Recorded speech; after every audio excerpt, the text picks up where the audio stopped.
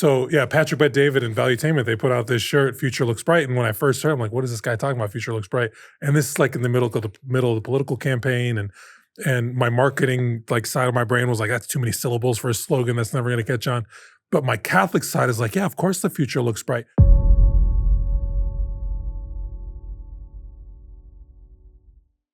And we're back. And we're back. And we're back. Back again. So you got the hat on. It's cold in here, dude. It is very I cold. almost kept my jacket on. Yeah. Winter's here. We should do some calisthenics before we start. Is that warming up in here? But we do have some new... That's for the Patreon subscribers. Some... You're stupid. But we got some new backlights. So we're in the Advent theme. Oh, that's right. I didn't even notice that. It's purple in here. First Sunday of Advent. Yeah. So why purple? You're just going to jump right into it? We're not going to do our little thing?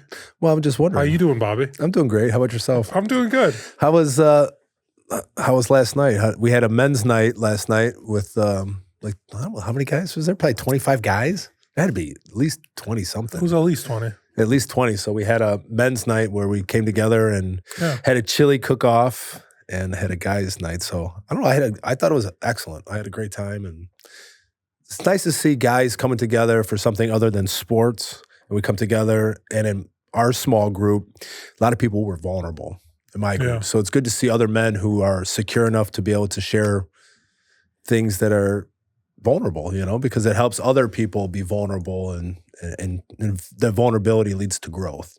So it was awesome. I had a great night. What I appreciate in those gatherings is it's just real guys just coming together. It's not, you're right. It's not like a Super Bowl party. It's not Sunday, you know, just hanging out, drinking beers and watching a game. We're coming together. We're enjoying each other's company, and it's not weird. Yeah.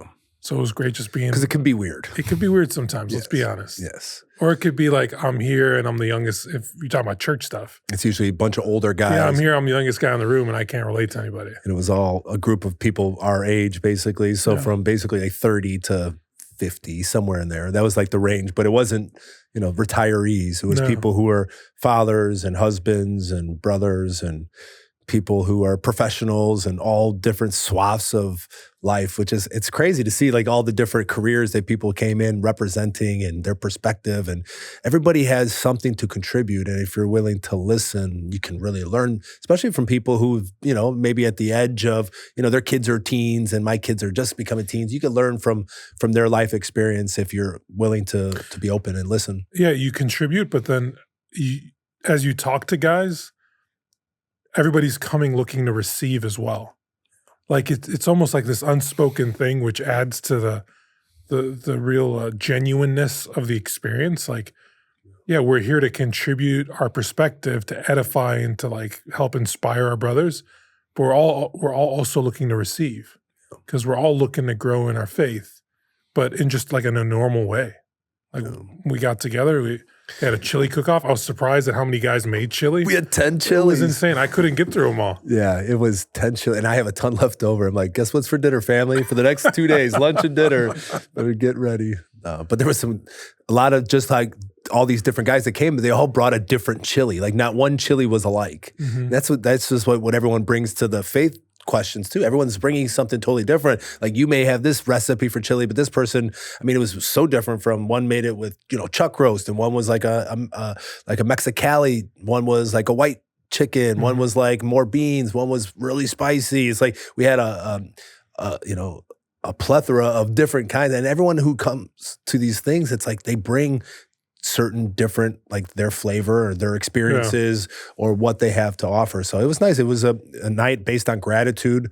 And when this comes out, this will be the day after Thanksgiving. But I was meditating a lot on how easy it is to get away from gratitude. You know, it's like that cliche, an attitude of gratitude, but you literally have to cultivate it. Yeah. And then if you don't continue to cultivate it, then it easily goes away. In the company that you keep, like if you're around a lot of people that complain a lot, like you start complaining, and it's really infectious. The people that we surround ourselves with, it's more contagious than a disease, their personalities and how they are. But if you're around other people who are grateful or who are striving to be better, that also rubs off on you as well. Yeah, maybe let's do that for a little bit, riff on gratitude, because it was a great topic for last night. And you're right. I'm thinking back to like the T-Mobile. You remember T-Mobile came out with like, what was it, that My Five? Or what do they call it? Oh, you can call the people. Yeah, that like were in your unlimited group. calls, like who are your five? And it was like Yeah. a big deal who was like in your five. But that's true. Like they say you're the sum of the five closest people that Yeah. are that you interact with. And so whose company do you keep? Like who do you allow in? Especially as you get older when it's like harder to make time. I'm trying to schedule something with my buddy and it's like we're going back and forth for a couple weeks now because he's got work, he's got a family, he's got all his responsibilities. I've got my schedule and family and work, and it's like just connecting is difficult. So those people that you do allow into your life that rub off on you and you rub off on them, who are they? What kind of character do they have? Yeah. And are they the kind of people that you want to aspire to be? Yeah. Is Not it that they're edifying, you know? Yeah, not that they're better than you, but like, do they have traits that you can look up to? And likewise, what do you bring into the table? Yeah, at least not tearing you down or making it worse, because you know the monkeys in a barrel are trying to pull you down, or you know that's for me that was the hard part as a convert of coming into the faith. It's like you have this experience, you have this encounter with Jesus, and you want to become this disciple, but you still are not mature enough yet to have those kinds of friends, and you still have your old friends. So It's you're like funny in that that desert. It's like tension it's a tension of for like, sure. well, these are my friends, but they're not the kind of friends that you would want to associate with as you're growing, not just in the faith, but as a person, right? Because faith is an aspect of who we are that hopefully takes over who we are, right? It becomes a fuller version of ourselves. But it's like that tension of who I want to associate with. And sometimes because you want to bring them with you, you want them to go, to be on the journey with you, but you're not strong enough. You're not strong enough yet to pull them with. No. Sometimes you just have to like cut people off, and that's difficult. Yeah. And I've had to do that. I'm sure you've had to do that. And then you get the what you think you're better than us kind of talk. You know, I've got that. Yeah. Oh, you go to church or you think you're something special. I'm like, no, I've just come to the realization that I can't do it on my own. I'm a sinner, that I need a savior, and it's nothing personal. And I can't keep doing what you're doing. Like I just. And that's and that's part of growth. And it's part of, you know, like you only get X amount of time. So who are we spending that time with? It's like I can't be there. Like once in a while, I'll still see some of my friends who I used to, you know, do stupid stuff with. And I don't, you know, go down to that level. Though, it's different because I've matured a lot. But when you're first going through that growth, it's very hard. And I'm just reminded of the story, how important friends are, that story in the Gospels when that a guy was saved because of his friends, that they believed so much that they were willing to crash through the roof to lower him down just to get him close to Jesus to heal him. That was through the faith of their friends, that they believed so much that they were willing to crash a roof to get close to Jesus. So like, are those the kind of people that I'm surrounding myself with? Their faith is that strong that they're willing to help me if I'm doing something I shouldn't, to pick me up and say, hey, let's not do that. Or, hey, instead of going out to the bar this night, like, hey, how about we go to adoration or do this Bible study? Am I surrounding myself with people like that? And that's this group that we're trying to help cultivate and lead. And it's just like, you know, it's inspiring because it's like everybody's on this journey, but if you're surrounded with people who are trying to aim towards God and trying to be the best version of yourself, that it helps to have people running, you know, with you versus holding you back and pulling you back. You know, everyone's encouraging each other to grow.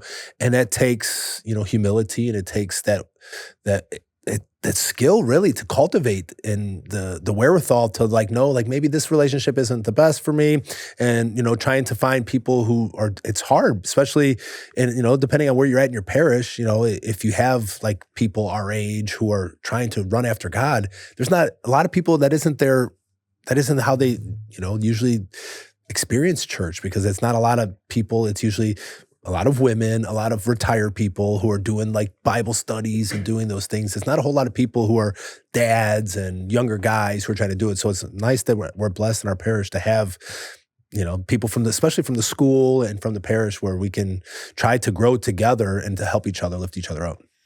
Yeah, and we can't overemphasize or stress the importance of being surrounded by those people, because salvation's a team sport, right? God's the GM, the coach, and the quarterback. And it's like, who else is on the team with me? Who's on the field with me? Yeah. And we have a say on who we let on the field, who we're going to try to run this race with. And it comes to mind, and we don't have to say names. He knows who he is, but one of the guys, and this is why I want to bring it up, because I found it so inspiring, when men can be vulnerable, not in like so I'll qualify by saying, like, there's nothing wrong with crying. Yeah. right? I mean, I'll see a commercial that hits me the wrong way and I'm just bawling. Oh, Nothing wrong with emotions, nothing wrong with crying. It's not nothing about that. But it's different when men can be vulnerable around other men. There's like, it takes a certain level of courage, bravery, and security to be able to do that. And so one of the guys, we're having this great, conversation after, the reflection that we heard.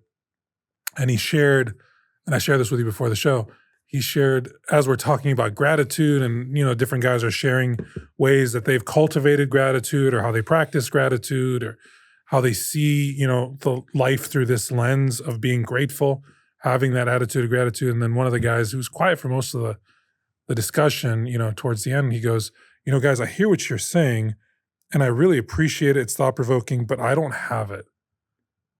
I'd like to have it, but I don't have it. I don't have that attitude of gratitude. And so, but to be able to like admit that, like a lot of respect, props to him for saying that. Because it not only takes courage, but it takes the ability of saying like, I don't have it all figured out, but I want to figure it out. And so I'm going to go to something like this group. I'm going to participate in things. And he went on to say like, I never saw myself joining a group like this. I never saw myself hanging out and just, we're going to enjoy each other's company. We're going to crack open a few beers. We're going to have chili. But then there's going to be a talk and then we're going to have some discussion afterwards. And we're going to be willing to open up and be real with each other. It's not something that he saw himself ever doing. So for him to recognize, I don't have it all together, which none of us do, but I'm going to do something about it. And even though he's not there yet, I mean, so much respect. Yeah. Like that's what you want to see. And I think God delights in that. Yeah. He delights in seeing his sons taking themselves seriously and taking that call within our hearts seriously.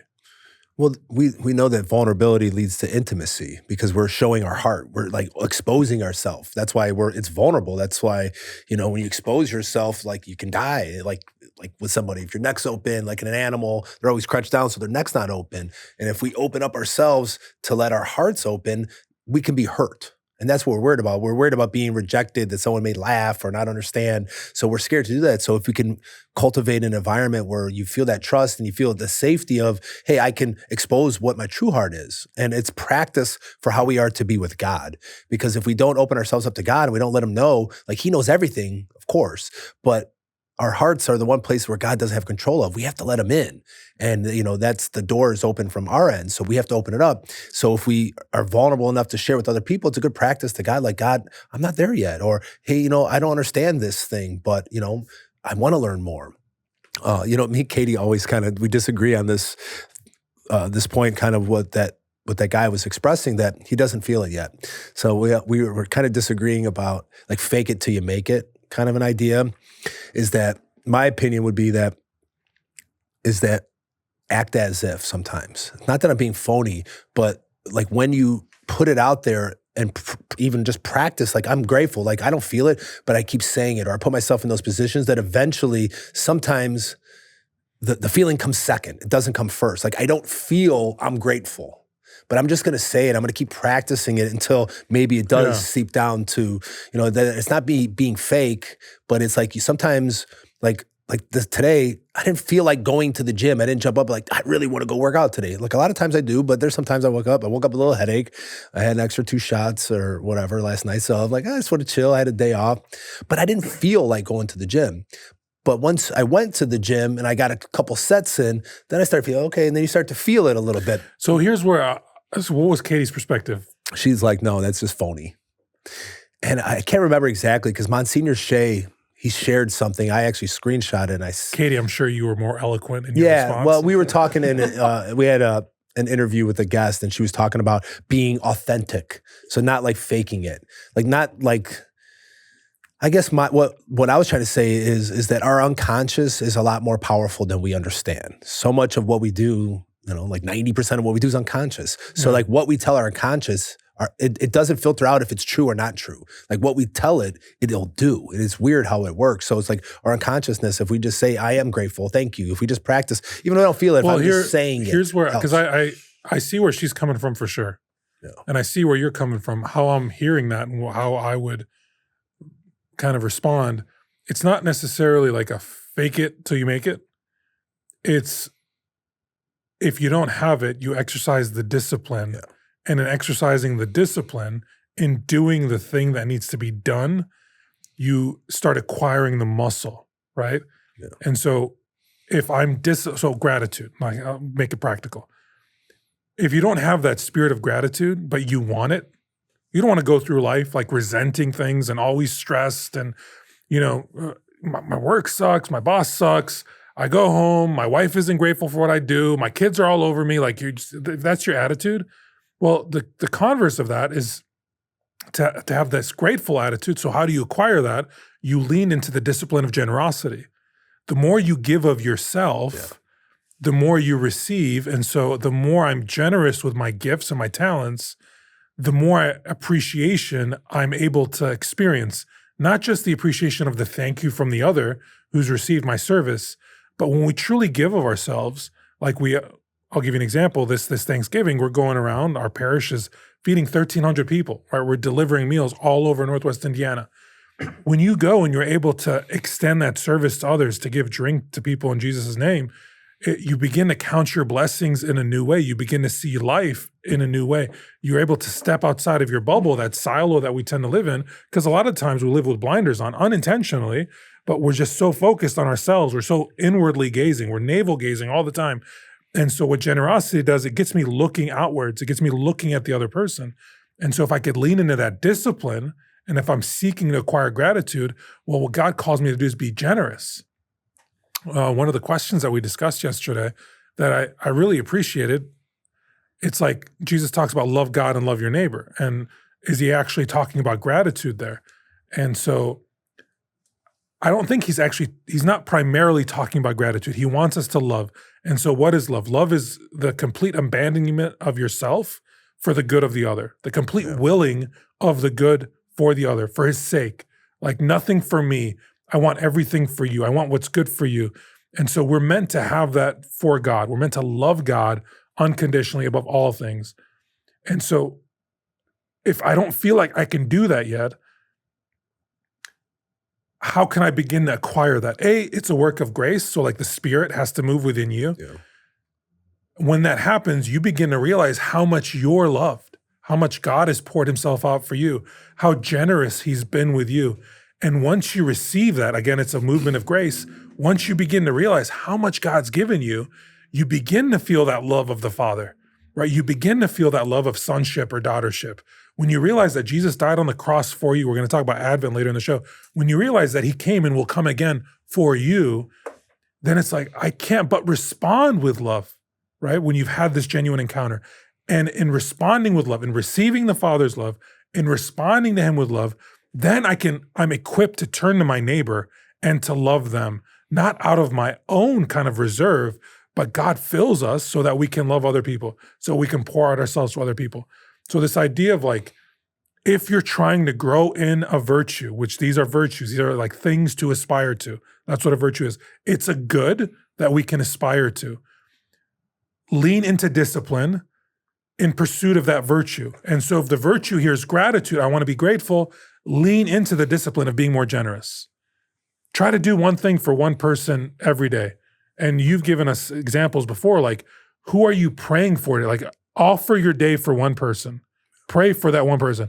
Maybe just like make it a point to call one person, to make time to say like, no, I'm going to stop. I'm just going to check in on somebody. That's a great way to be generous. Something like Thanksgiving rolls around. We need people driving meals all over this area. Yeah, I'm going to take a couple hours out of my Thanksgiving because I'm grateful for what I've received and I'm going to give back. I'm going to take my family and we're going to go deliver meals. You can find small ways to be generous, and in leaning into that discipline, you begin to receive the virtue. Yeah, I guess the fake it is the word that. Oh yeah, sure. Colloquially, yeah. But it's like I don't have it yet, but I'm just gonna do these things, and I may not feel it right away. Yeah, your gym analogy is great. Like Goggins talks about this all the time. If you only wait till when you feel like it, you're never gonna want to do it. You never want to do it. So like you get up and you do it. And you do and then the you thing. Start to do it. Yeah. And the story, now I remember the story Monsignor shared. I don't know if it was a movie or it was a story, something in France, but it was a guy who was cheating on his wife. And he was about to leave his wife for his mistress. And he went to go talk to his wife. He was going to tell her, I'm leaving you. And she said, well, no, I have something to tell you before he told her. And she said, I'm dying of cancer. So he's like, oh man. So he's like, all right, well, he immediately broke it off with the mistress and he ended up taking care of his wife. He was out of love with her. He was falling out of love with her. He was loving some other woman.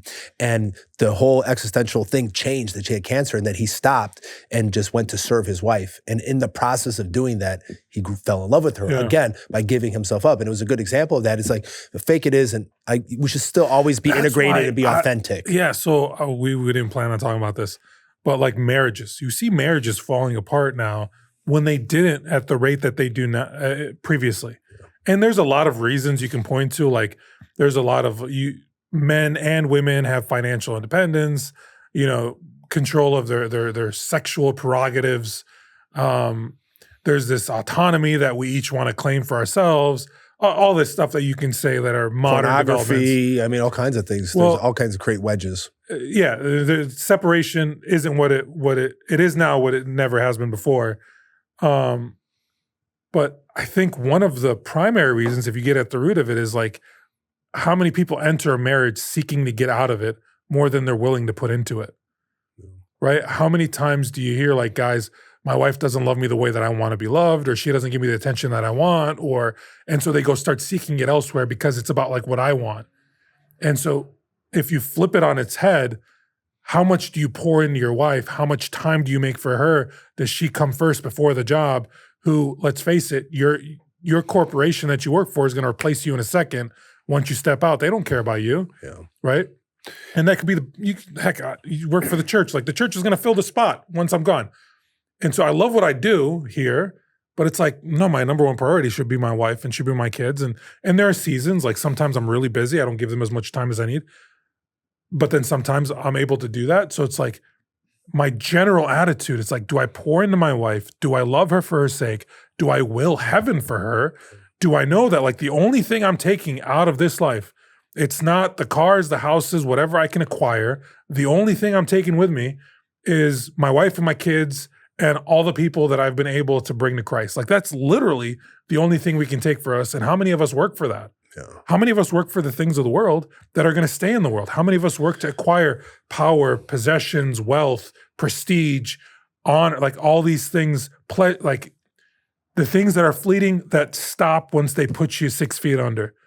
And so if I can just have that perspective of, no, I'm going to pour into those things that I can take with me into eternal life, what a richer life you're going to live, because now you're surrounding yourself with people. Right, you're surrounding yourself with experiences. You're surrounding yourself by others who are going to pour into you. Yeah, I think what you're saying a lot of is especially in marriage and with kids, is that love is synonymous with sacrifice. So, what are you willing to sacrifice? And for me, it's like I have to die to myself. I have to die to what I want. And I have to die for what's best for my wife and for my kids in that order, wife, then kids. And if we get that upside down, we can definitely put rifts between our marriage. We have to put into our marriages so that our kids see that and then they get the benefit of it. And if the kids come above your relationship with your spouse, you're setting yourself up. It's just like you're creating a wedge there. So like your marriage has to be first, then your kids come second. But I heard a good talk where, it was about like, I know my wife, a lot of people don't like doing dishes, right? I know I've always done the dishes, like as a kid, that was like my job. So like, I don't mind doing the dishes. I tend to do the dishes, like most of the time I'm doing the dishes. But it's not just because I'm going to do them, but I'm doing them so that my wife will not have to do them. She's already busy and has a bunch of things going on. I'm usually the first one home. By the time she gets home, I usually make dinner and then I do the dishes so she can get caught up on the stuff that she needs to do. But the way that we should look at it is not, oh man, look at me, poor me. I got to do the dishes every night. I got to do this and do this. Instead of looking at it, no, that's my altar. That's where I make sacrifices for my wife and for my family. It's a little thing, but if we look at it as that is what I'm doing, that's what we're called to do, is to make sacrifices. You can look at it as that's like an altar in your house. Like that's where I'm going to die to myself so that my wife doesn't have to do that. And it's a stupid example, but that's a beautiful image. But it's an image of it, and that goes for a lot of other things in your life. Like, hey, I'm going to sacrifice that comment that I want to say because I'm a smart Alex sometimes. instead of like doing that, I'll bite my tongue and trying to, Katie and I are both kind of alphas, so it's like, we like to get the last word in. So am I going to be the one this time that's not going to have to say the last word? Yeah. Am I going to sacrifice my ego basically, for the sake of the other? So like that's She's where known the two of you, those conversations must go forever. Oh, it's hilarious. And that's fine because it's, I'm reading his book. I'm reading We Who Wrestle with God. And Jordan Peterson was talking a lot about like when God gave, our helpmate, Eve, is our helpmate, that word is eber kenegno, which literally means, can be translated beneficial adversary, somebody to contend with, somebody who's going to help push me back on the things that need to be pushed back and to encourage me in the things that are. So we're there to sacrifice for each other, but also to help guide each other to be that person to run with, especially within your marriage, that's going to help us get to heaven. And that she's not going to say, oh yeah, you can do that. It's a sin. That's okay. No, like, hey, probably shouldn't say that. You probably shouldn't do that. Or, calling you out, not in a way that's nagging and coming down and condescending, but building up and in supporting to try to help you create and make better decisions. Mm-hmm. That's where the relationship should be. That kind of relationship where you're willing to sacrifice and you're willing to die for that person and you're willing to help them get to heaven. That's basically what it's about. It's a beautiful image when we look at, I think the Croatians have this beautiful image in a marriage at the altar that they hold the crucifix and they say, this is a symbol of our marriage. You're my cross. Like literally, I'm going to die for you. Like in Ephesians says that, the same way that Christ died for his church. And then they take that cross and then they put it up at their house. So every time they look at it, it's a reminder to us that Jesus died for us, that we're called to die to each other the way that he died for us. And how much in marriage do we talk about that anymore? It's like, no, I fell out of love and it ain't the same anymore. And the passion's not there. It's like, well, are you sacrificing? What are you putting into it? And what kind of sacrifices are you making for the family, for the whole, for your love? Like, are you not going to go out with the boys one night, instead sitting in and watch Hallmark movies with your wife, which I can probably do better at doing that. I just can't stand Hallmark movies, but my wife loves them, especially this time of year, all the cheesy Christmas movies. I'm like, no thanks. But, but one night compromising, sacrificing what I want to do for what she wants to do, what she'd like to do. Dima and I did that crucifix at our wedding. Did you? Yeah. Oh, that's cool. But ours was blessed by the Pope, so a little Catholic flex there. Of course it was.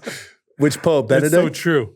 Francis. Oh, Francis? Nice. That's all right. I don't know. That tone in my voice was wrong. Yeah. But yeah, that was Pope Francis. I mean, we have our favorites. If it was St. John Paul II, I would have been like, all right, cool, Yeah. Yeah. No, it's going to take me down to another tangent on the popes. So do you have that crucifix? Favorite pope? No, that crucifix in your house? Like hanging on the wall? It's in our bedroom. It's in your bedroom, so that people are reminded of? Yeah. And it could be a site for prayer to come together and to well, let's just be honest. This goes back to that practicing. We have to practice those things. And if we mess up, it's not too late. Then we'd start over again. We have to put in those practices of sacrificing sometimes. Like we get busy. It's like this time of year. I love the line, the world permits everything, forgives nothing. Yeah. Right? And yet the church gives us rules and forgives everything. Yeah, it's the opposite of what the world is. Mm-hmm. The world wants to cancel and Jesus wants to forgive. It's a big juxtaposition of what's going on. And I think that's what a lot of what we have to do and what we talked about in our group with this gratitude is shifting our mindset.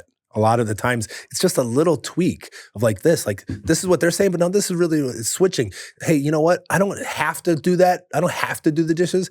I get to do the dishes. Just by changing how we say things and how we view it really changes the impact and the intentionality of turning that into a prayer versus, oh, I got to drudge through this thing.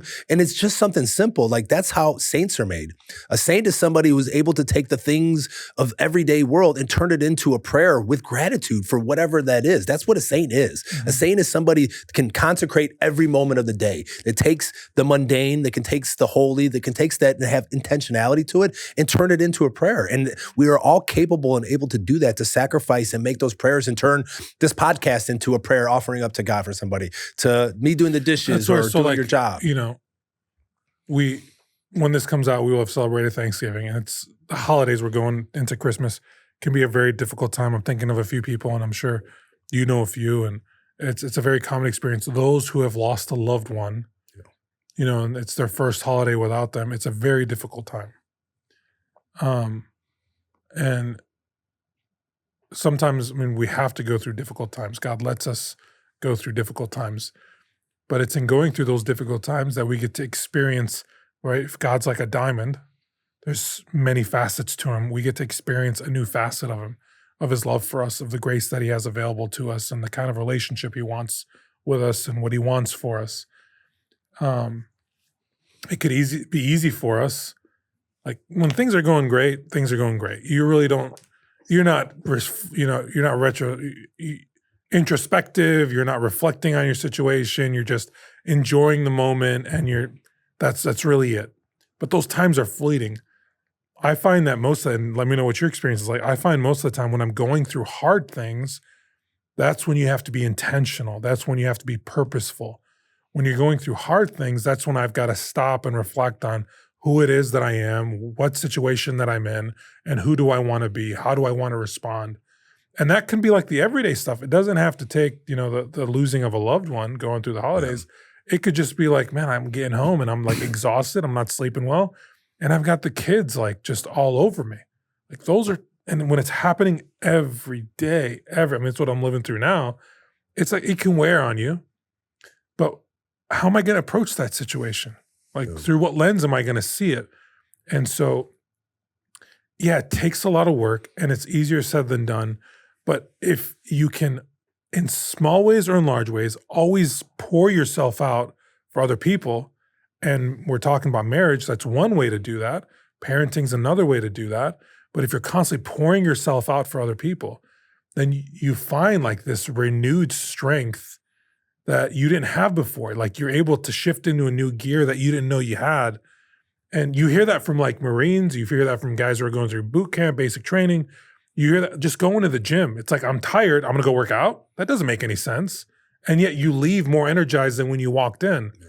I mean, sometimes, and just because we're doing Purposely Catholic, hey, we're all human.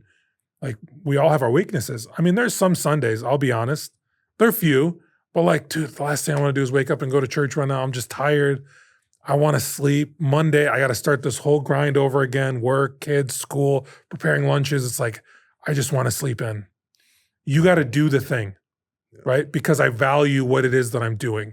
I might not feel it. You get up, you get dressed, you get the kids packed up in the car, and you get to church. And just by doing that, like getting in and being engaged, like being intentional, mustering up the strength so that I'm present at Mass, best that I can be. I want to say 9 times out of 10, you walk out a different person. You walk out again with this like renewed sense of self. Well, especially if you're honest, you got to do the thing. Yeah, I think that's the big thing. You got to do the right thing. You got to put in the reps. Yeah. You got to build those habits. So when the times are tough, you can't just start doing it when it's tough. You already have to be doing it. Yeah. It's really hard when it's tough. Easier. Yeah. It makes it way easier. But if you already built in that routine and those habits, like we're all creatures of habit. So like, what habits are we making? Are you waking up first thing you do before your bed, your feet hit the ground, saying, Lord, thank you for a new day? It could be as easy as thank you. Thank you for a new day. Try the morning offering. I offer you all that this day may bring, the joys, the suffering, the love, my work, all these things. Just offer it up, just a prayer from your heart about an offering of the day. Are you doing that every day? The first thing I do every morning? Go to the bathroom? Every morning. Before I go to the bathroom. Okay. But you got to take care of, you got to take care of the body before you can care for the soul. First thing I do, and it sounds silly, but I ask Jesus for a hug. Like when I'm in bed. Legit. I ask Jesus for a hug every morning. First thing I wake up. And I love it. Like I don't necessarily feel anything every time, but I always ask him for a hug. And for me, like it keeps that childlike relationship with him. Because it's so easy to like get caught up in, okay, you're a husband and a father and a dad and you'd be all these things. And we put on all these masks in this world. I'm his child before I'm anything. My kids are his kids before anything. I walk out of their room every night that we do our night prayers, and as I'm walking out, they have a crucifix next to the door. I give the crucifix a kiss, and I say, Lord, watch over your children, right? It's like, we can't forget that. And so that just, your expression of like, what do you do when you wake up in the morning? I do that every morning, and I love it. It's like it's a simple thing. Yeah. It doesn't have to be complicated. You have to memorize prayers. It could be anything. It's like, as long as it's something. Exactly. And then putting in those reps. Like it takes reps. It takes practice. It takes, even if you don't feel it, if you get in that habit of doing it, Monday through Friday. And then when tragedy hits, because it will hit, there will be suffering, there will be loss, there will be job insecurity, all those different things. So when it is tough, you already have that built-in habit of doing it. You fall back on a good foundation. And that's what the church is calling us to do. In this liturgical season, it's like, give gratitude always. Give thanks always. The Mass is the ultimate form of that thanksgiving, that give thanks in all things. And it's a practice, but like there's going to be those days you're not going to feel it. Like you don't feel the hug. Even when you hug your spouse, it's like, oh, it's a half hug. It's like, no, we want always, but sometimes those Masses where we go in with trepidation, or we don't feel like it, or you may be a little hungover or whatever it may be, that some of those are the best Masses that you do get filled up. Is if you're open about it, like, God, I'm here. I really don't feel like being here, God. I need your grace. I need your help, or just not at all, just going through the motions, but you're going not for what you can get out of it, but what you're offering up, or what, you're going for the right reasons. You're going not for how you feel, but for God. It's supposed to be worship for him. So it's like, but that kind of can lead us into— You mentioned liturgical seasons. Yes, that can lead us into this, is that for me, I just kept thinking about the start of Advent, of how much this season is meant to be self-emptying, of emptying of ourselves out to have space for Jesus to come in. Well, you asked me the question, why purple? Yeah, why purple? So why purple for Advent? So maybe just a little church theology geeking out for a second. Advent it signals the end of the liturgical year, right? The church, and when I say church, the community of disciples, we have a year that we follow, just like you have in the secular world. You got your New Year, and you got different holidays depending on the country and nationality that you're in, right? You keep a calendar. Well, the church being a collection of people, we have a calendar, and our calendar has a start and it has an end, and it's got holy days or holidays that we celebrate. And so the start of Advent signals the end of one year and the beginning of another year. And when this goes out, we'll be celebrating the first Sunday of Advent. So we're entering this new year. Okay, great. Now, why purple? Why do we start the year with purple? And it's a different purple than Lent, right? Again, we're still continuing the geeking out. Royal, one's more blue. One's darker, one's lighter. They're both supposed to signal preparation, right? That's a big feature of Advent. We're preparing, we're anticipating, we're waiting for the coming of Jesus. And so that's why the purple. The Lenten purple is darker because it's a preparation and penance. Like there's a specific penitential character to Lent, because you're working towards, and it's a work, Lent is a work, you're working towards Holy Thursday, Good Friday, and then eventually Easter Sunday, the Holy Vigil on Holy Saturday. So that's why purple. Yeah, and it's a, So we start our year with this anticipation. It's a royal. Yeah. In the old times too, purple was the most expensive color. It was like they had to take mollusks and smash them and get this dye out of them. It was like a very rare thing. I remember the story with Lazarus, and the rich man was stepping over him, and like they noticed he was wearing, even his underwear was purple, basically. It's like, that's how rich he was. Yeah, that's how rich he was. The purple was this royal, But I guess what I understood, like the Advent purple is a little bit more bluish tint for Mary, because Mary's a big part in this whole. I'd never heard that before. Yeah, this like a darker, it's like more of a bluish tint. I think it was Father Chris Alar was talking about it. But, Advent, it was I believe it was St. Bernard of Clairvaux that brought forth this idea of the three comings. Advent means coming, or the preparation. Those three comings would be Jesus, as the God-man coming in the crib, at the manger, at Christmas Day, being born in physical body, taking on human flesh, the God-man being born. The second coming would be within our hearts, and us letting him in, whether it's in the sacraments or scripture or what it may be in prayer. And then the last coming would be the second coming, and that's what a lot of these readings, including this Sunday's reading, it's a lot of second coming. Be ready, be prepared, be watchful, be on the guard. You don't know when God's coming. Don't be drowsy. Don't be, drunk. Don't be, lackadaisical. Be ready for the coming, because no one knows when he's going to become. So always be prepared in this holy anticipation, this joyful hope that we're to hold on to. So it's a threefold coming. And we were talking a little bit last night to kind of throw it in. It's like, how do we rectify that tension between that God has already come, but he's not yet come? That, he loves us the way we are, but he loves us so much he doesn't want to keep us there. Like that tension between he's already conquered this world, but he's still yet to come, So what are some ways how to try to explain that to somebody? It's like, but he already came. What do you mean he's going to come again? Like, I don't understand this juxtaposition. Yeah, the way I like looking at it is, so for me, it's the season of Advent and the season of Lent, but specifically the season of Advent because it's the culmination that we're working towards. Advent has two defining characteristics. It's got a commemorative characteristic and it's got a preparatory, anticipatory characteristic. So in Advent, we commemorate and we prepare. We commemorate the first coming of Jesus, right? The processions of the Magi, the journey of Joseph and Mary, the anticipation that was felt by all the holy men and women who were looking forward to the coming of the Messiah. So there's this commemorative, we're looking back and we're honoring the first coming of Jesus. Great. It's also preparatory because we're also anticipating that Jesus is coming again. It's looking forward to his second coming.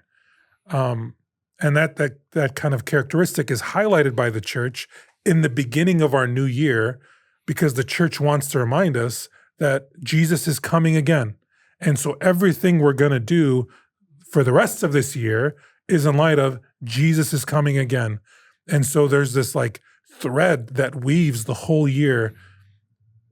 And it's this thread of holy anticipation. Everything we're doing is this constant conversion, constant turning from the world, from our inward gaze toward Christ, right? Looking ahead, right? Seeing the coming of our Lord, seeing him in other people, seeing him in our sacrifices and our dying to ourselves.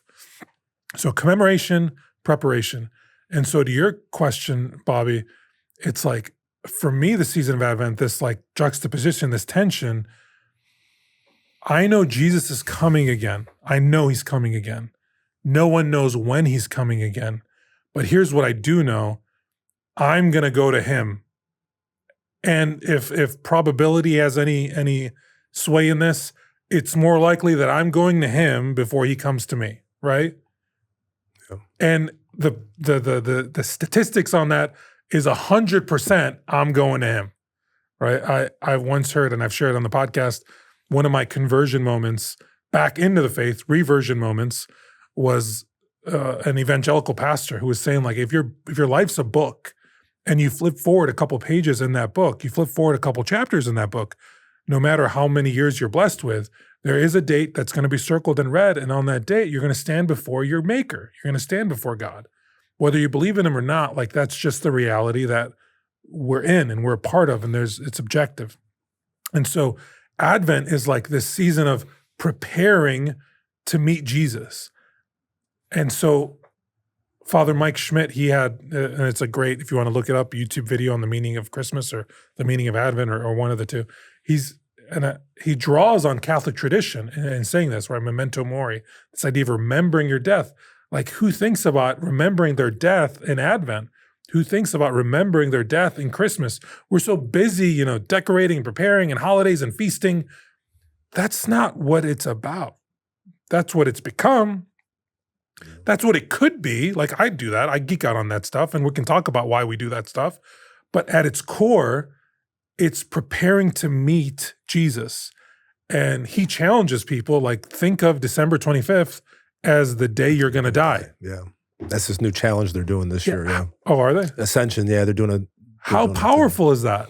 Yeah. If you died on Christmas, yeah. How much different would Advent look? Yeah. How would you prepare? And that's what Advent is calling us to. It's calling us to prepare. So it's like, imagine December 25th, you knew you were going to die.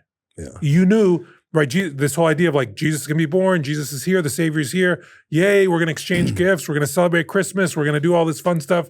But see it for what it is. Like imagine you were going to Jesus. Yeah, and that leads me to how I've come to understand how to reconcile that tension is going to Jesus, because the word Advent is translated from the Greek word, which is parousia, which we hear parousia, we always think that's the second coming of Christ. So it's the first coming, and then the third one would be the second coming, but it's that in-between time of Jesus coming into our hearts. But a better translation of parousia than second coming is presence. And we know the true presence of Jesus Christ is fully in his body, blood, soul, and divinity in the Eucharist. So that tension in between is in between. He's already come, he's yet to come, but the present, that he left us that gift of his parousia, his presence fully in the Eucharist to hold us and sustain us in that time of anticipate, this hope that we're holding on to. And if we hold on to that hope, he's going to feed us so that we don't feel like he's so far away. No one knows. It could be, 10,000 years from now, but he's already came. I missed it. I'm never going to be there. So the way that he's here now. He's here now in a full parousia, that we get to see him face to face. If we go to adoration, or anytime that we receive him, or anytime where two or three are gathered, there he is, that we can literally enter into that he's outside space and time, that he loves us and he wants to come into that space and let us feel his presence. And there's those times where obviously we don't feel the presence, and that's okay, but we still put ourselves there. We still show up to Mass. We still receive him in a state of grace. We still are preparing, because what he's trying to do is, that's what hope is. It's to stretch us, to make us ready to love him fully in heaven. Like, we're not ready yet. So this is getting us to long for things. That's like anything. Like, the longer we have to wait sometimes, and we stretch, we long for it, we want it more. It's like, okay, I got this vacation in a year from now, and you're just thinking about it, and you're hoping and you're thinking. It's the same with meeting Jesus again. It's like, are we going to be prepared for when we die? We don't know when it's going to be. Are we going to be preparing? Are we stretching? Are we longing for him? Are we going to put in the time and put in those reps to be ready for that moment? And Christmas is a good time to do that. It's like, we need to be ready for him at Christmas, because we may die. We may die at Christmas Eve. We may die who knows when, but we should always be ready in that time. I like on that point, Patrick Bet-David and Valuetainment, they put out a shirt a while back called Future Looks Bright. Oh, okay. It's like a whole marketing. Got to wear shades. My future looks bright. I got to wear shades. I'm sorry. Should have brought them out. Yeah. So Patrick Bet-David and Valuetainment, they put out this shirt, Future Looks Bright. And when I first heard, I'm like, what is this guy talking about? Future Looks Bright. And this is like in the middle of the political campaign, and my marketing side of my brain was like, that's too many syllables for a slogan. That's never going to catch on. But my Catholic side is like, yeah, of course the future looks bright. Not because I hope in any one political party, not that I hope in one administration, not that I place my hope in one political figure, not that I hope for the betterment of the economy or whatever it is. No, the future looks bright because Jesus is present here and tomorrow, right? He's ever present, ever new. He's past, present, and future. He's the Alpha and the Omega. And the future does look bright. And so even for us as Christians, as Catholics, we have to have this burning within us that the future does look bright, and that no matter what I'm in right now, if I'm working toward living virtuously, if I'm working toward being an upstanding citizen, if I'm working toward being the best version of myself, if I'm working toward being a disciple of Christ, my future looks bright, and I can bring as many people as I can into that reality, right? They don't have to be lost to the world and to the one who rules this world. No, because he wants darkness. He wants to shroud the world in darkness. And yet Christ comes to be light. And in that, future looks bright. Yeah. And there's no accident that when Jesus comes at Christmas, it's like the darkest time of the year. He is the light of the world that brings the joy, that brings this hope into our hearts. And I think another good way to understand it is, Father Ricardo in his rescue project. Father Ricardo stuff. Yeah, well, he talks about it like World War II. Yeah, you have to listen to Father Ricardo stuff. He's got a newsletter he puts out. It's excellent. Acts29.org. Yeah, and he's got an Advent rescue project, rescue story. Rescue for Advent, but he has a series. So we're big on Alpha here, but he was big on Alpha, is big on Alpha. He did something called Rescue Project. So we're doing it here at our church. Definitely get involved once we roll it out parish-wide. Right now we're doing it with some of our Connect groups. Yeah, we went through it. It's excellent. Definitely go through it. So go ahead. Yeah, Bobby. but his analogy is, which it works out well, is that World War II is that the battle, like the people who were in occupied France in those countries, when the Allies landed at D-Day in June 6, 1944, they knew hope was there, that the Americans were their savior, but the war it was just a matter of time. It was just a matter of time. Yeah. It was that mop-up operation where they still had to march to Berlin. They still had to go through the battle. The ball had to go through all these battles. But once they invaded Normandy, like that was the invasion. And that's kind of like the way it is. Like, yes, he came, but there's still a lot of, that battle was won. He defeated death and sin, but there still has the evil one. It has a mob-up operation. And Father John Ricardo does a great job of doing that. Maybe we could try to get him on one of these purposely, and he can explain it, because I think, it's one thing, like Catholics are good at putting out a lot of good material, but we need to help all the different creators who try to help each other get, especially when someone does something good, to get it out there to other people and to share it, because, there's a difference of marketing and getting it out there versus somebody who can create great content, but trying to help other people. Oh yeah, PBD's going to sell a bunch of those Future Looks Bright shirts. And just after this plug here, so it's I want to cut it. Yeah, we want to cut. Yeah, but it's one of those things where, we need to be ready for Advent. Yeah. And, the best way that we can do that, I'm really like convicted by the story of, Mary and Joseph showing up at the inn and them saying, there's no room here. And I just look and think about that as myself. Like, if Jesus and Mary showed up, would I have room for them? If I didn't really know, hey, this is the Messiah, but like, would I help a stranger? Would I have that room for somebody else in my life? Would I take that time to stop and say, I'll help you, this stranger, this person? Because Jesus tells us how you took care of the strangers, how you took care of me. And would I be willing to stop what I'm doing like tomorrow and go help deliver meals? Or will I do those things for the other person? Because when you do that, you're literally doing that for Jesus. And I mean, obviously there's, a direct correlation. Like, do I have room for Jesus this holiday season? Or is it about my shopping list and Black Friday and all these different things? Or am I making time for him to go deeper into scripture, to pray, to spend more time with him, to serve and to do those things? Am I emptying out myself so that he can fill me? So when Christmas comes. You could even make, and this is, I love that, we're talking about the manger thing, because I wanted to bring it up as well.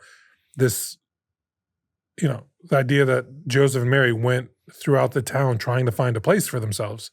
No room in the inn. Like, nobody had space for them. Imagine you were that person that turned away Joseph and Mary, pregnant with the Savior, pregnant with Jesus, and you turn them away because there's no space. So is there room in our hearts for them to find a home? And in order to make room, you got to clear some stuff up. In order to make room, you got to pour yourself out, or you got to empty. You got to give generously, like you listed a couple different ways to do. And then one of the things that I like is, like, I love the Christmas season, like Advent and into Christmas. I love the decorating of the house. Like, I love and having my kids be a part of that. I love seeing the town just like decorated and especially St. John with all the mangers all over, like 50 mangers. Oh, my mother-in-law loved it. Like, when she first came here, she's like, oh yeah, I want to live here. Every intersection, there's a manger scene. But I love seeing that stuff. Why? It's like you're decorating the house, that house that Jesus was rejected from, right? That's not this house. No, this house is prepared for you. This house is ready to celebrate you. We trim the tree, we put up lights, we have fun. We can do the things of the culture if it's in right perspective, right? If it's done correctly. And you do that not because I want my house to look cool and I want I want to be the coolest house on the block. I want to be the cool dad. I want to have all the tricks and the lights and all that. No, it's like, no, I want to do it because I'm preparing my house. We're celebrating the fact that Jesus is coming. We're celebrating the fact that he's coming into this home. And like, we want to commemorate that. I mean, I celebrate birthdays for my kids, and it's like, you go all out for your kid's birthday. Heck, he's one. He doesn't remember what we're doing. And yet you got balloons and streamers and all this stuff because you love your kid, right? You want to celebrate your kid. You invite other people that, like, the kid's not going to remember that they were here. But it's just the joy of the occasion. And so, like, that's what those things can be. And so, yeah, you can still do the things of the culture. You can still do the things that, but put them in the right context. Yeah. Give them meaning. And it's not that I'm assigning meaning to it. It's like, start seeing it through God's eyes. Yeah, and I think in all those things of the world, they don't really realize how much it's just really hijacked from Catholic tradition, Yeah, from exactly. hanging up the stockings where that's the story The of St. Santa Nicholas. Claus and the buying Santa of the Claus, gifts and all that or stuff. putting up lights as Jesus is the light, or, so there are some things that we can do. I know a good thing that we've done in the past thinking about the manger is that, every thing that you do for somebody else, you write it down and you put it to become like the straw for Jesus. Like we're preparing not just with our prayers, but our deeds and our actions to prepare doing good for other people in this time, especially when there's so many people. Our parish does a great job. We got the angel tree and we got, bags of giving, but buying gifts for other people, just turning away from what am I going to get? And instead of like, what are we going to give? But, that's good for the kids. Like, hey, encouraging them, hey, did you do something nice for somebody today? Okay, write it down. Like having that goal of the day, like to do one good deed a day. We did, and I guess both of us, we're just sharing kind of like, hopefully somebody hears something. Yeah, I want to do that with my family. This isn't boastful. Yeah, right? it's just ideas it's like, that we heard. Ideas that we we're heard doing and we're sharing. Yeah. And I heard a couple ideas last night that I want to start doing with my family. But like one of the things that we're doing with Jacob, and he's old enough now to understand what's going on, like he's got a piggy bank and he saves and everything goes in the piggy bank. Well, we're doing Angel Tree, which a lot of churches do Angel Tree, right? This idea of like you can buy stuff for someone in need or a cause that's in need or what have you. And so he picked out his Angel Tree card, and it was for a little boy. They don't give you their name, but he's a year old, and there's a list of things that the little boy needs. And it's like he picked out that card, so he's going to own it. And like he had that card that whole Sunday, and it's like it was almost like a treasure to him. Like I picked out this card. This is my card. And it's like, okay, good. That's great. Step one.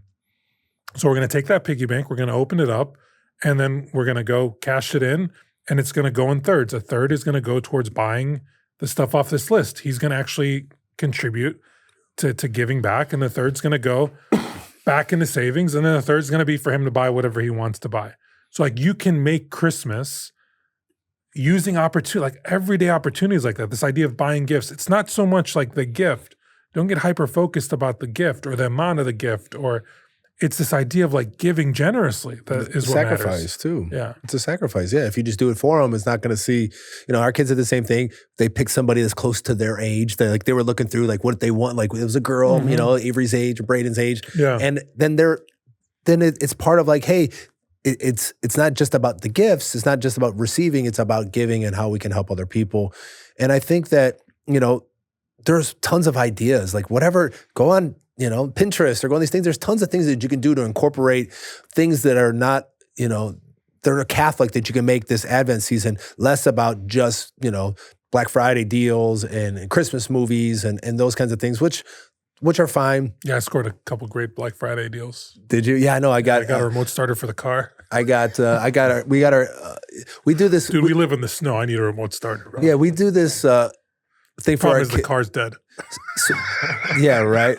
We do this thing with the kids. We've been doing it since they were born, which is something they want, something they need, something to wear, something to read. Yeah. So those are like, we're not going overboard. We do that too. It's like, so like, and then, they get tons of gifts from all the other people, but from us, it's like, no, it's more about Jesus. It's like, I don't have to spend they get $1,000 on clothes and then some sort of toy or something that we know they'd enjoy. Yeah, and something, and then they can pick something they want or whatever, But I think that what the biggest lessons that we could teach them are the things of being Catholic, like lighting the Advent candle, going through, leading them in prayer on Sunday, making it a big deal, making Sunday Advent wreath like a big deal, like we usually do every Sunday we do like a roast or we do like a big meal together and we sit at the fancy dining room table. Like usually we sit in the kitchen. It's like, just a normal meal. But on Sundays we try to go to the, bust out the nicer dishes and make it something memorable. Like Sunday dinner's different. And during Lent, like this is even bigger, like elevate it some, like, hey, let's take this serious and to get them involved in like, having them do the readings or have them offer up different ideas, get them involved because kids have good ideas too. Like, well, can we do this or could we do that? This season could be whatever you put into it, whatever you make of it is what you're going to get out of it and being intentional. All I know is when Christmas rolls around, I look forward to two things. And one of them is Mike Jacobilski's annual gift. I'm not even going to try to pronounce it. What's it called, Mike? It's called Yez, Jez. That's all it is. J-E-Z. Yeah. This stuff. Have you had this stuff before? Yeji? Mike, you got to tell them what it is, Mike. So it's basically, dude, it's Everclear, but we doctor it up. It's doctored up Everclear. It's kind of like a we call it like Christmas hooch or whatever you want to call it. And the process. But you guys have like a whole tradition around it. Yeah, we do. We make a full day out of it. We cook all of the Yej, and it's just flavored Everclear with sugar, honey, cinnamon, clove, and we light it on fire because that's a tradition. Somebody says that it like chemically alters the flavor somehow. I don't know if that's all BS or it's real, but we do it every year, and yeah, it's that's cool. Those traditions are important. Yeah. You know, like regardless of what that is, like you can make your own family traditions. Like we have, you know, our little family traditions that we do that are. I know Yej from like the Polish blackberry brandy. They call it Yeji. Oh, yeah, Yeji. Yeah. So it's probably somewhat some kind of related. Yeah. That's what yeah. So yeah, no, it's. But you know, I guess what we're trying to say is don't let the busyness, like the reading say in Luke says, don't be drowsy. Don't be lackadaisical. Don't get caught up in just the parties and the drinking and the overeating and all those things. But to remember the reason for the season, Jesus Christ Himself. So anything We're else? going to talk more about Advent. We got as we go. Yeah, Advent's 4 weeks. So eventually the purple will get the third week. It'll be rose, not pink. It'll be rose, and we'll be ready for sure. Yeah, and maybe eventually we'll get some Yej. That'd be. What I can't, and we'll talk about this like on the Christmas episode, but next episode, not this one, next one will be 52 episodes. Yeah. And so let's say a year of episodes. So I'm thinking back to when we first started it. We started this about the same time last year. I got in hot water for some reason. Like it was the first time that like our channel just blew up for the first time. And it was around, one of the videos was me talking about Christmas. You remember that? Yeah. And I was in I forgot what it was about. Oh yeah. It was like Sol Invictus or something and the pagan myths with Christmas. Oh yeah. And then I remember Bobby and I, like there are tons of comments, so much hate. And I'm in California visiting Dima's family. And like we're trying to respond because like we want to respond. Like this is a ministry here. Like we want people who want to engage, we want to engage with. Yeah. But it is also fun to like tease the trolls. Yes, very much so. I get too much enjoyment out of that. Yeah. And I think I was wearing a Santa hat. Bobby texted me like as we're in the thick of it, he's like, yeah, we were like, welcome to social media, or like welcome to the internet. And I'm like, okay. Yeah. Well, that's where the people are at. So that's why we're doing this. Like, you know, we're you know, we don't know everything, and you know, we'll say some things that maybe don't make sense sometimes, or we ramble on too much, but we're here trying to help people who are like us, who are trying to grow in their faith, trying to be liturgical, because we're living that way. We're trying to encourage other people to live liturgically so that you're following along with what the church is doing. But we're trying to put out content that's, you know, different, conversational. Like I said, we don't, you know, have a script, and we're here just trying to be purposely Catholic. Amen. Amen. Excuse me. Bless you. Well, how funny was my friend that came to the thing last night? The physicist? No, my buddy who's Gary. He said he's starting his own podcast. It's going to be called Purposely Protestant. Oh yeah, yeah. He's the physicist. No, he's not. No, yeah, you were like one of the episodes. He came up to me. He's like, "Yeah, Bobby called me. Like I'm doing physics. Like, he does like concrete and does stuff. But he's a solid guy. Yeah, he was funny. He's starting his own Purposely Protestant. Yeah, no. Will he have us on? Well, good luck. If he's listening, we're coming for you. You just don't know it yet. That's it. Right on. Well, anything else? That's it. I think we can build on this as the weeks go on, and then we try to also usually bring in news stories, but you know, not so much political. There's everything right now is going on is just political, so we kind of just avoided. We focus on gratitude, Thanksgiving, post Thanksgiving, a little Black Friday, and then some Advent. St. John the Evangelist. St. John the Evangelist. Pray for us. Amen. All right. Thanks for watching.